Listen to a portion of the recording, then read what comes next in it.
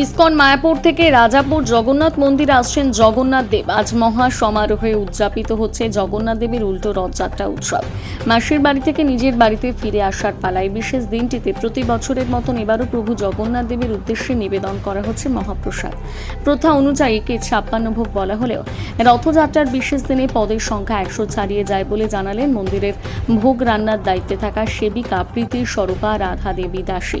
আজকের এই বিশেষ রথযাত্রা উৎসবে ভোগ প্রসাদ সম্পর্কে তিনি জানান, ভোর 5:30 থেকে প্রভু জগন্নাথের বাল্যভোগের রান্নার কাজ শুরু হয়ে গেছে। মোট 6 জন মিলে সারাদিনের বিভিন্ন সময়ের ভোগ রান্নার কাজ ভাগ করে নেন।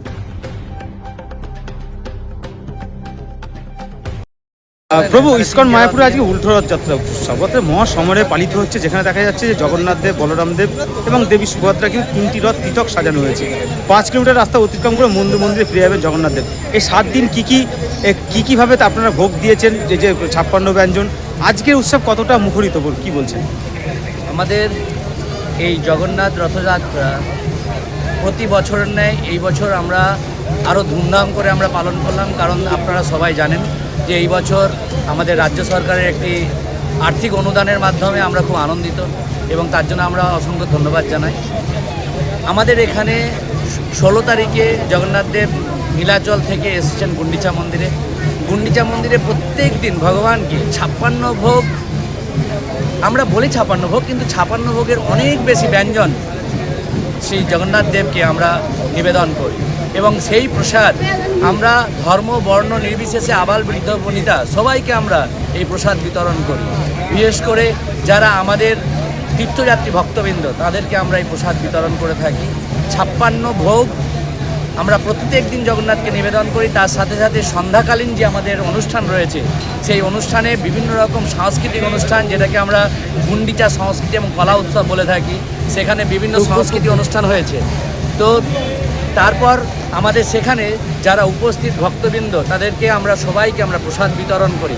জগন্নাথ হচ্ছেন ইটিং গড, অর্থাৎ জগন্নাথকে আমরা প্রত্যেক দিন এই ভগবানের প্রসাদ আমরা নিবেদন করে থাকি এবং সেই প্রসাদ, ভগবানের প্রসাদ, নিবেদিত প্রসাদ যেন জগতের সবাই এই তার ভক্তবৃন্দ প্রসাদ পায়, তার ব্যবস্থা এই ইসকন মায়াপুর করেছিল। তো আজকে মহাসমারোহে আমরা জগন্নাথ দেব, বলদেব, সুভদ্রা মহারানীকে এই গুন্ডিচা থেকে আমরা নীলাচলে নিয়ে যাচ্ছি। এই রথযাত্রার একটি বিশেষ বৈশিষ্ট্য হচ্ছে যে এই রথে আমাদের ধর্ম বর্ণ নির্বিশেষে প্রত্যেকটা মানুষ স্ব ইচ্ছায় তারা আসেন, রথযাত্রায় অংশগ্রহণ করেন এবং তারা রথের রশি স্পর্শ করেন।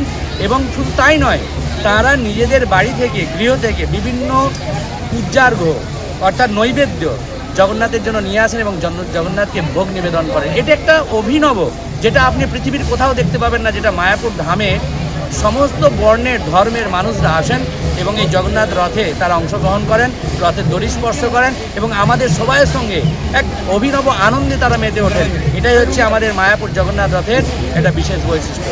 আপনারাও আসুন, প্রত্যেক বছর আমাদের এই রথযাত্রা অনুষ্ঠিত হয়, আপনারা আসুন, অংশগ্রহণ করুন আর মনুষ্য জীবনে এই আনন্দ আপনারা লাভ করুন। আপনার নাম পরিচয়? আমার নাম শান্ত গৌরাঙ্গ দাস, ইসকন মায়াপুর।